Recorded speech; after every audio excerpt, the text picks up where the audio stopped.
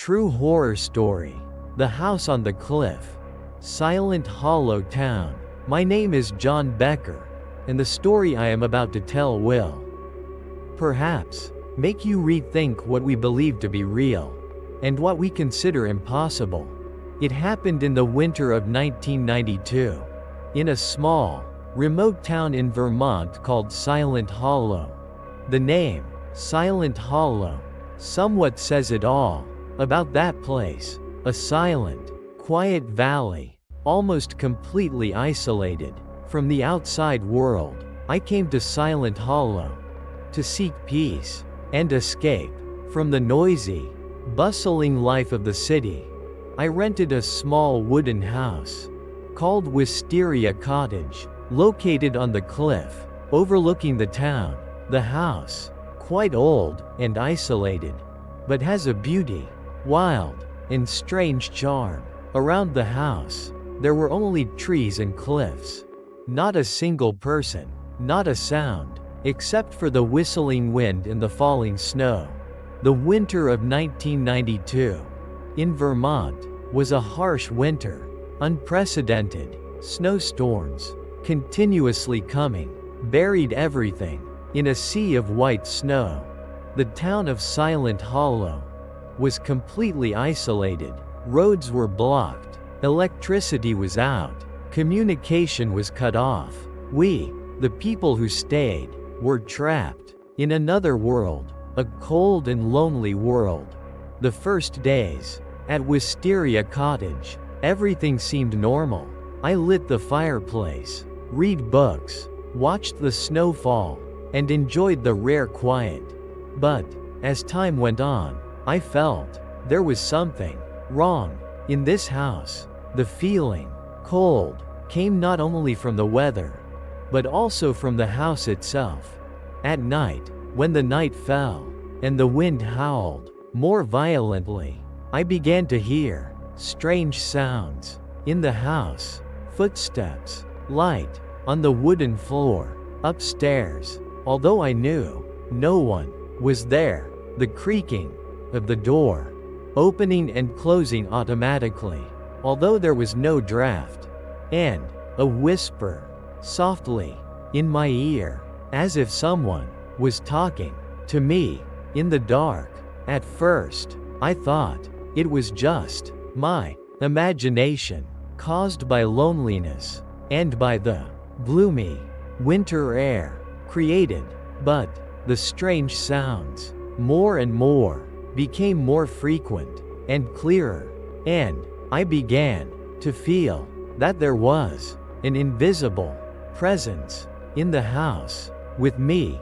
One night, while I was sitting reading by the fireplace, I suddenly heard the sound of a piano echoing from the living room downstairs. The melody, melodious, but sad and plaintive, like the cry of a soul suffering. I was startled, hurried, put down the book, listened. The piano continued without stopping. I took the flashlight, tiptoed, walked down the stairs, my heart pounding. The living room was dark, no lights on, but the piano still rang out, clearly, coming from the corner of the room where the old piano of the house was placed. I trembled, shining the flashlight towards the piano, and I was horrified, seeing the piano playing automatically, without anyone touching the keys. The keys, just like that, undulating, up and down, creating a ghostly, creepy melody. The darkness in the living room seemed to thicken, enveloping me, making me suffocate. The feeling of extreme fear flooded my mind. I took a few steps back, almost tripping down the stairs. I ran to my bedroom, slammed the door, locked it, and hid under the covers. But the sound of the piano still echoed throughout the house, through the thick wooden walls, as if clinging to me, not letting go. That night, I could not sleep. The sound of the piano kept haunting my ears. The footsteps still walked upstairs. The whispers still echoed. Beside me, I stayed up all night, in fear, waiting for the dawn to come. The next morning, when the dawn broke, the strange sounds also disappeared. Completely. The house returned to a frightening silence. I tried to reassure myself that everything was just because I was too stressed and imagined it, but I knew, deep down, what I heard last night was real. Wisteria Cottage was not normal. It was haunted by some supernatural force. The following days, the strange phenomena became more frequent and more frightening. Not only were there the piano, footsteps, and whispers, but also shadows gliding through the hallways, objects moving automatically in the rooms, and cold, cackling laughter echoing from the garden behind the house. I began to feel my health decline, my spirits decline, due to lack of sleep, and because I lived in constant fear. I knew I could not stay at Wisteria Cottage any longer. But the snowstorm had not stopped. The town was still isolated. I could not leave, whether I wanted to or not. One evening, as I sat by the fireplace, trying to write in my diary to forget my fear, I suddenly heard a knock on the door. Urgently, from the front door. Knock, knock, knock, knock, knock, knock. The knocking sound, strong and continuous, as if someone was trying to break the door, break into the house. I was startled, terrified. My heart was beating wildly. I held my breath, listening. The knocking sound continued, without stopping. Knock, knock, knock, knock, knock, knock. The knocking sound, each time, became stronger, more urgent, as if wanting to penetrate the weak wooden door. I trembled, holding a flashlight, shining towards the main door, and I saw the wooden door shaking violently, as if someone was trying to pry the door from the outside.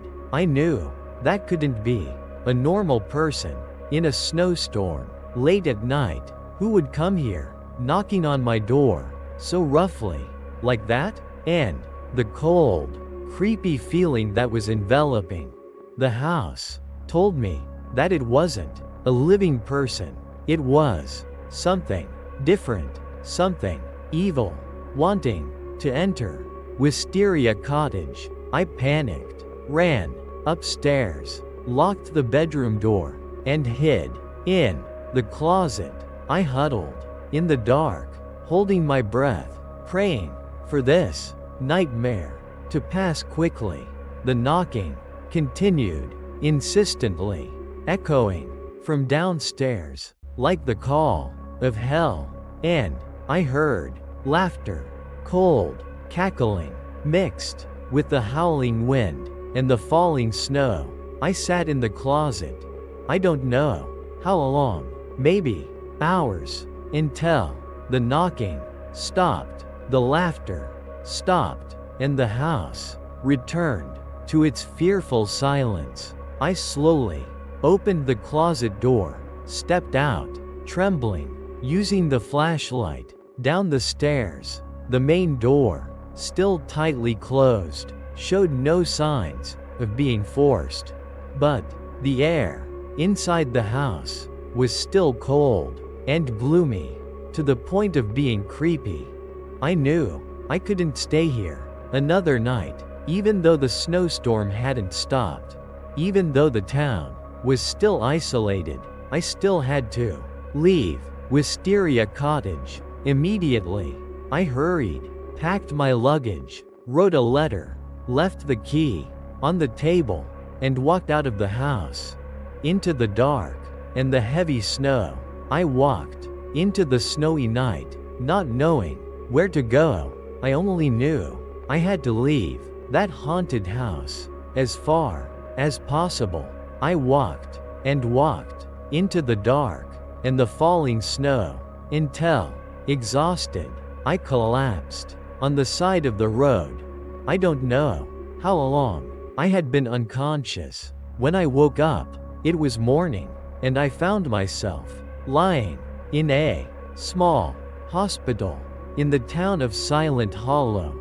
A citizen passing by found me on the side of the road and took me to the hospital.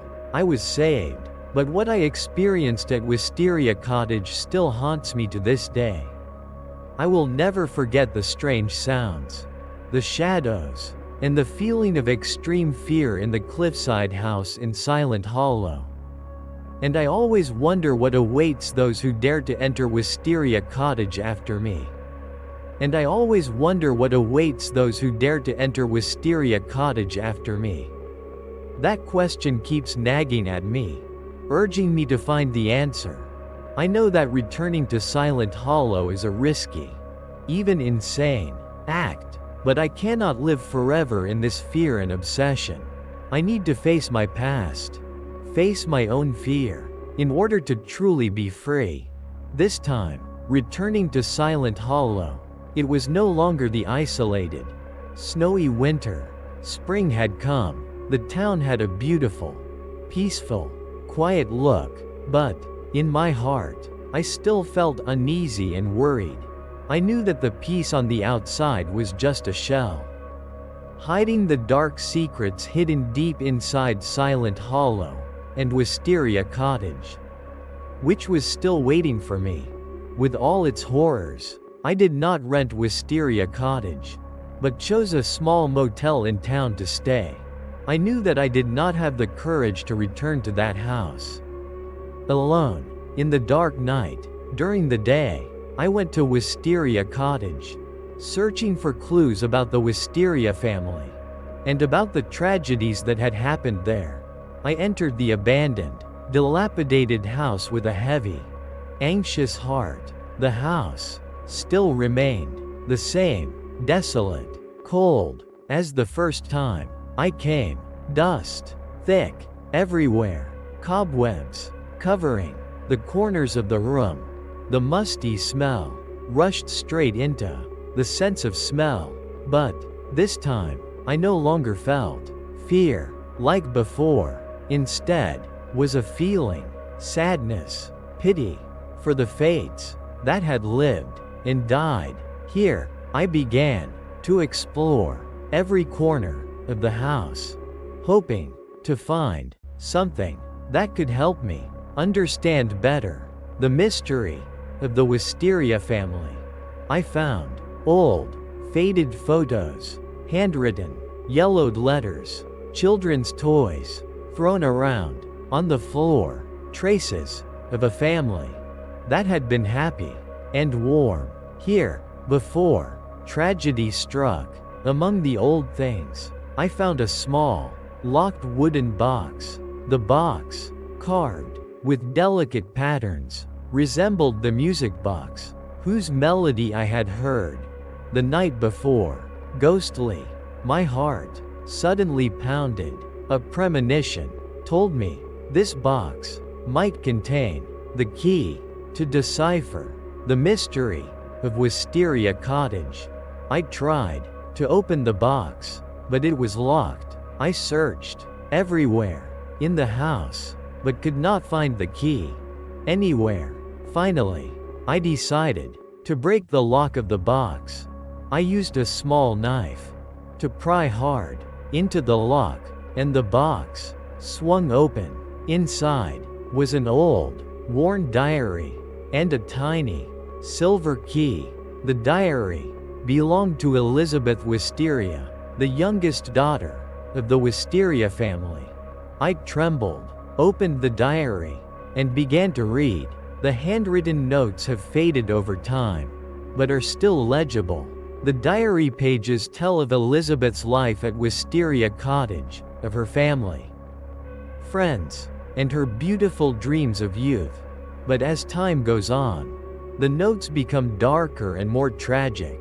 Elizabeth writes of the strange changes in her family after her father's death, of her mother becoming increasingly quiet and distant, of her brother beginning to act strangely and fearfully, and of the strange sounds and shadows that appear in the house more and more. She writes of the growing fear that engulfs the Wisteria family. In the final pages of her diary, Elizabeth tells of an evil ritual that her brother performed in the attic room of Wisteria Cottage. A ritual to summon a dark, supernatural force in the hope of bringing wealth and power to the family. But the ritual failed miserably. The supernatural force, summoned, got out of control and devoured the Wisteria family. I shuddered as I read the last lines in the diary. Elizabeth wrote that she felt the life leaving her body. She heard a whisper calling her name in the darkness. She saw the shadow getting closer, more than ever, and she knew that the end of the Wisteria family had come. The lines ended abruptly, unfinished. I closed the diary, my hands shaking, cold sweat breaking out all over my body. Elizabeth's diary explained that all the strange sounds, the shadows, the piano music, and the whispers and cries for help that I heard were signs of the dark supernatural force that had haunted Wisteria Cottage for nearly a century. And that perhaps the souls of the Wisteria family were trapped in the house, unable to move on. The silver key in the box was perhaps the key to unlock the door to the attic where the evil ritual had been performed. I decided to go up to the attic, confront that supernatural force, and find a way to free the souls imprisoned in Wisteria Cottage. No matter how dangerous it might be, I took the silver key and the flashlight, and tiptoed up the stairs to the attic. The stairs, old, creaked underfoot, creating creepy sounds. In the quiet space, the higher up, the air became colder and more stuffy, the smell of mold and rotten wood more intense, making it difficult to breathe.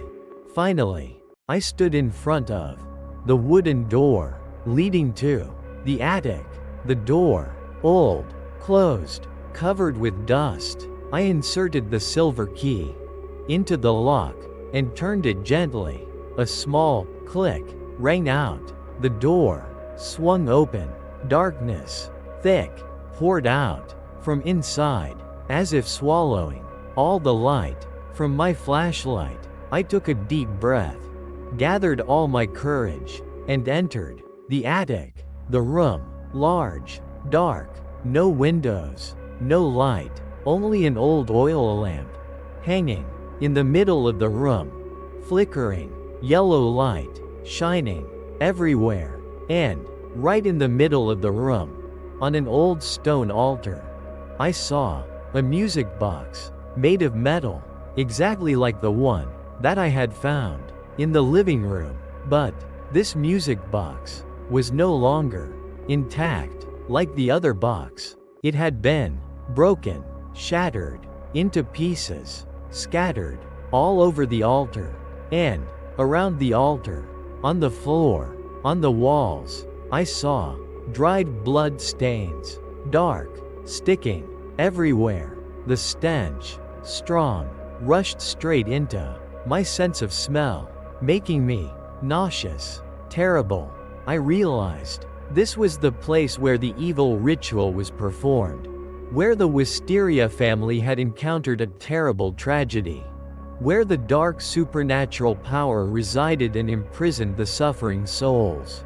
I felt a cold shiver run down my spine, and a feeling of extreme fear flooded my mind. Suddenly, I heard a familiar whisper, echoing in the attic room, but this time, it was not just one voice, but many voices, whispering, moaning, calling for help. The voices, mixed together, formed a chaotic, creepy sound, like an echo from hell. Free us, please help. Free us, please help. Free us, please help. The whispers echoed throughout the room, each time louder, more urgent, as if wanting to swallow me. I felt the air become suffocating, hard to breathe, the darkness, as if thickening, surrounding, on all sides, making me suffocate, and I saw black shadows begin to appear from the darkness, dimly approaching towards me. I knew the supernatural force had appeared. It was coming to punish me for invading its territory. I closed my eyes, praying for them to let go of their burdens here, to return to God, no longer suffering, instead feeling pain or fear. I felt a strange peace spreading throughout my body, a feeling of serenity, lightness, as if a 1,000-pound burden had been removed. I slowly opened my eyes and saw a strange scene before my eyes. The shadows were no longer scary as before. Instead, they became transparent and hazy, like wisps of smoke, gently floating in the air, and the voices whispering were no longer groaning, calling for help, but became melodious and clear, like the singing of angels. The shadows slowly melted into the air, disappeared completely. Along with that, the stench also disappeared, replaced by a faint, pleasant, floral, magnolia scent. The attic room became brighter, warmer, no longer gloomy, cold, as before, and I felt a real peace filling my soul. I knew I had succeeded. I had freed the souls trapped in Wisteria Cottage. I had helped them to transcend and find eternal peace, and with them, I had also freed myself from the haunting horror of the house by the cliff. From now on, I will no longer fear Wisteria Cottage, but will always remember it as a place that once imprisoned and liberated my soul. And I hope that those who dare to step into Wisteria Cottage after me will also find peace there. Like me.